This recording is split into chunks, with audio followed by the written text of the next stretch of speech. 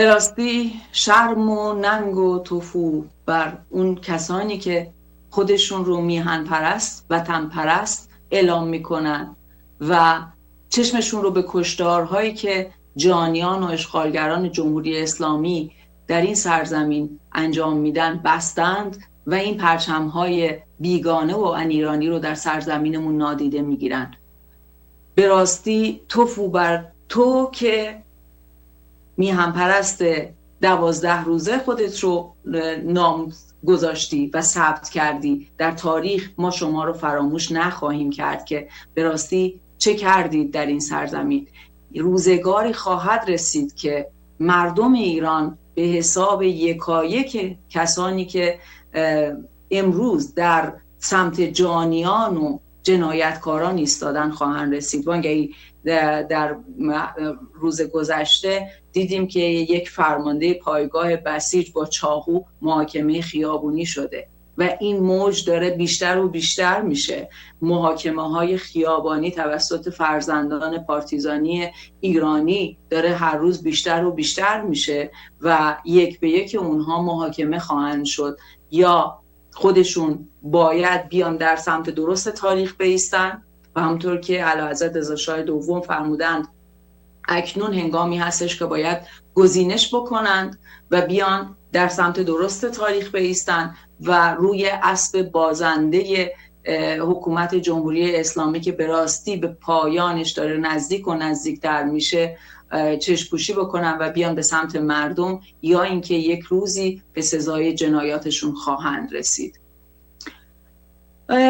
در همین راستا در همایش هفته گذشته در هانوفر ما یک چامه بسیار زیبایی رو از گارد جاویدان، در مورد گارد جاویدان از سرور فرهاد احمدخان داشتیم که خیلی زیبا بود و به راستی دلاوری‌های فرزندان ایران رو یادآور میشه. دلاورانی که از صدر اسلام ایستادن برای ایران تا همکنون جانفدای ایران هستند. گارد جاویدانی که در دوران شاهنشاهی خودش رو فدای ایران کرد، برای ایران ایستاد و برای ایران سرافراز چون سرو ایستاده جانفدا شد و امروز به راستی این فرزندان میهن گویی که این خون همچنان در اونها زنده هست و داره میجوشه و دوباره به خیابونها اومدن و امروز همچنان خودشون رو سربازان گارد جاویدان میدونن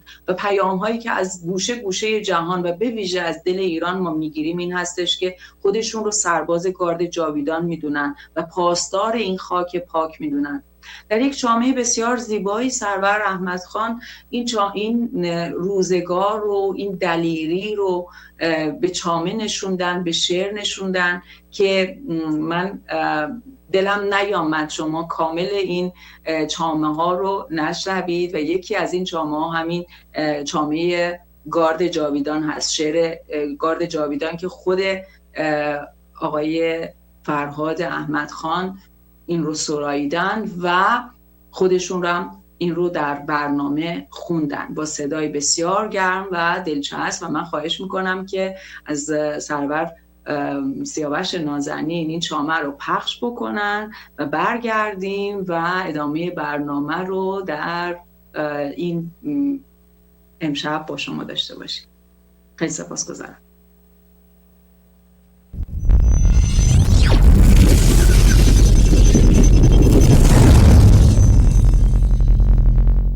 در این هنگامه میخوام از پیشگاه شما خواهش کنم که با دستهای خودتون همراهی بفرمایید سرور هنرمندمون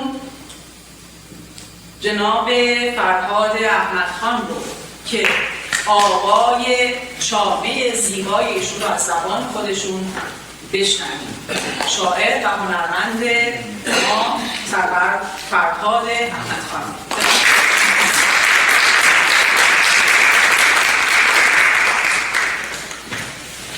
گارد جاویدان.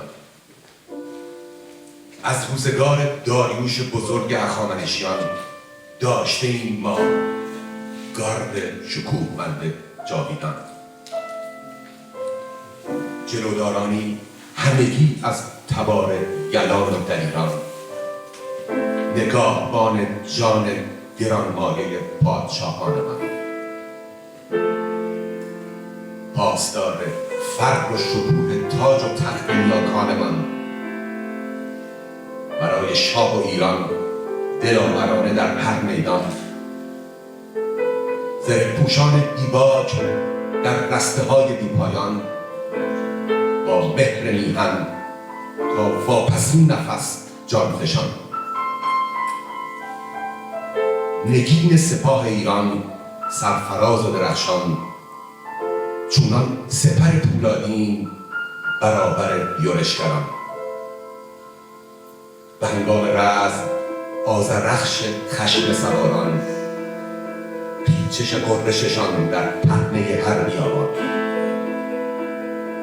ولی چو اسکندر گجستک از سوی باختران، با رخنه مزدوران تاخت بر سرزمینمان، شکستان دژ استوار آن شکوه زرافشان، و سرانجام فرو ریخت آن گارد نامور زمان. زان پس به تاریخ ماند نام آن دلیران، نهان در دل افسانه چون گنجی پنهان، ولی نرفت از یاد ایران آن فروغ جاودان، و برافروخت در سینه ها آتش نهاد نیاکان.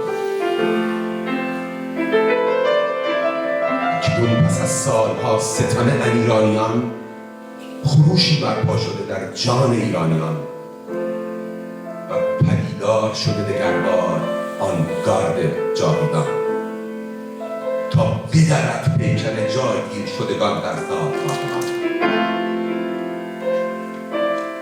به جای هر جان فدایی در میهنمان، سر برآوردند همبندان گارد جاویدان، تا در درون و بروز برون سرزمین دلبندمان، دست در دست یکدیگر نهند پرتوان.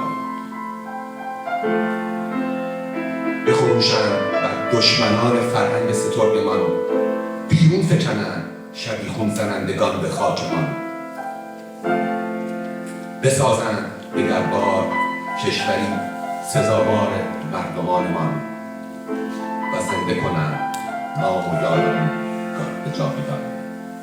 به جای هر جان فدایی در میهنمان، سر برآورده‌اند همبندان گارد جاویدان، تا در درون و برون سرزمین دلبندمان، دست در دست یکدیگر نهند پرتوان. بخروشند بر دشمنان فرهنگ سترگمان، بیرون فکنند شبیخون زنندگان به خاکمان. بسازند دگربار کشوری سزاوار مردمانمان، و زنده کنند نام و یاد آن گارد جاویدان. جاوید شاه و پاینده ایران.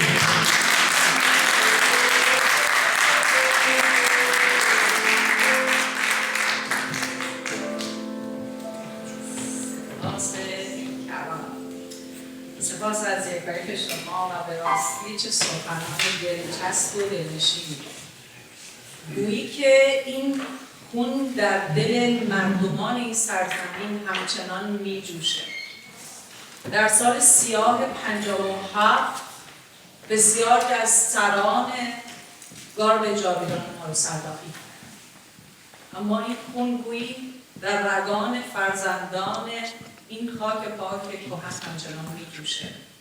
فرزندانی که بدونی که بخوان دوره دیده باشن برای ایران آنچنان دلاورانه شیران رزمیدن که پاسداری کنند از این خاک پاک کهن و خون اونها جهان رو بیدار کرد. و فروهر یکایک این جان فدایان ایران شاد باد که رفتند تا ایران بمانند.